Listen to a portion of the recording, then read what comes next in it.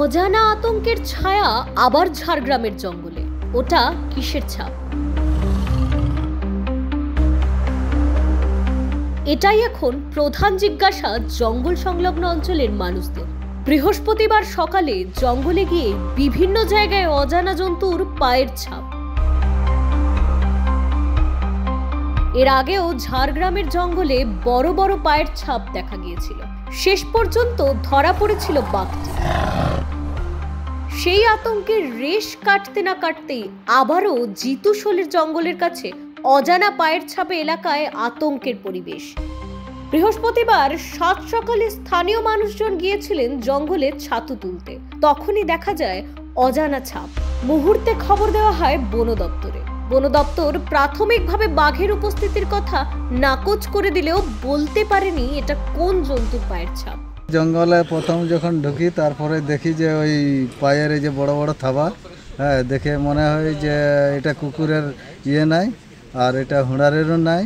দিয়ে তারপরে এবারে বাড়ির থেকে ফোন করে যে জঙ্গলে কি বেড়াইছে, বড় বড় থাবা দেখা যাচ্ছে। আমরা তো প্রথম কোনো বুঝতেই পারিনি, যখন বাড়ির লোক বলে তখন আমরা ওইটা গুরুত্ব দিই আর কি। জঙ্গলে দেখা গিয়েছে একাধিক অজানা জন্তুর পায়ের ছাপ।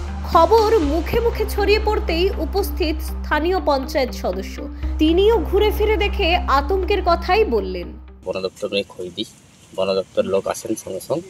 আসার পরে ওনারা সাপের নমুনা নিয়ে যায় এবং ঊর্ধ্বতন কর্তৃপক্ষকে জানান।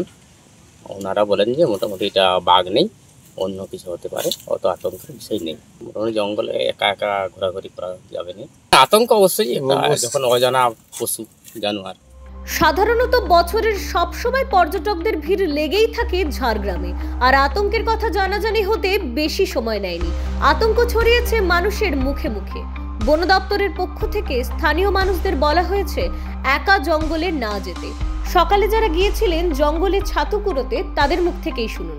সকালে ছাতু কুড়াতে আসছি, দেখছি খুব বড় বড় পাঁচ, একটা করে কাটিয়ে মাপ করে দেখলাম, একটা করে ঢুকে বুঝলে, দিয়ে দেখে নিয়ে পালা যাইনি। গ্রামের ছানার আগে ডাকে আনে করে দেখাইলাম, বলছি এগুলা দেখো এত কত জায়গায়, কতগুলো জায়গায় ছাপ, অনেকগুলো জায়গায় আছে, এখানে প্রায় 100-150টা পাঁচ আছে। জিতুশোলের এই জঙ্গলে এর আগে কখনো এরকম আতঙ্কের পরিবেশ তৈরি হয়নি।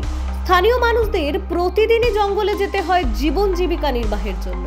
সেই জঙ্গল ঘিরেই তৈরি হয়েছে আতঙ্কের পরিবেশ।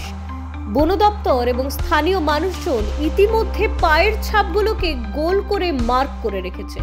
এখন কত তাড়াতাড়ি জঙ্গলের এই অজানা আতঙ্কের জট খোলে সেটাই দেখার।